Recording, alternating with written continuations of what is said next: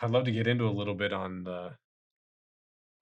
why you need to set aside self-interest and preference.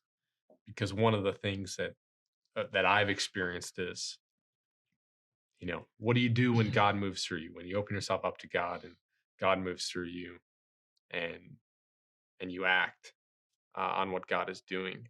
I could say that I've probably never been happier than when I follow through on what God is asking me to do.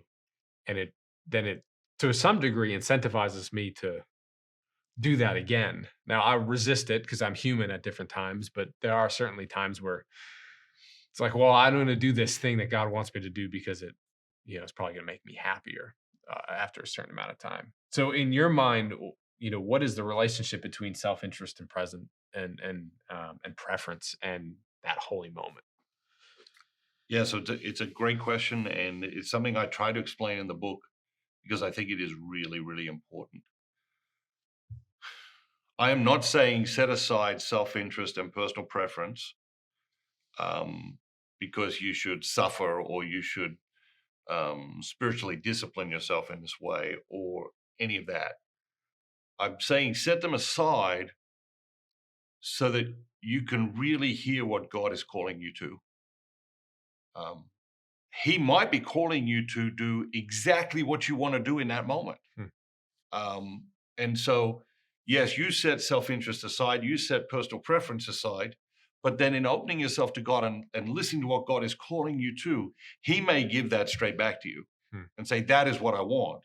I think it is um, a distorted and a depraved spirituality to say that God always wants what you don't want, or if you want it, it can't be the will of God.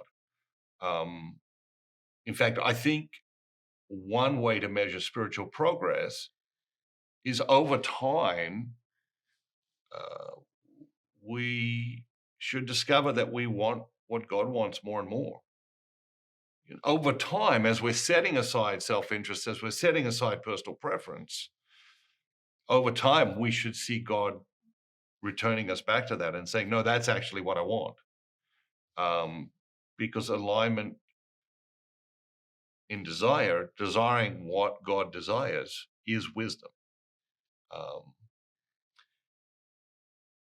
and He gave us the capacity to desire, He gave it to us for a reason. It's a matter of directing our desire, placing our desire on those things that are good and true and right and just and noble and ennobling to ourselves and others.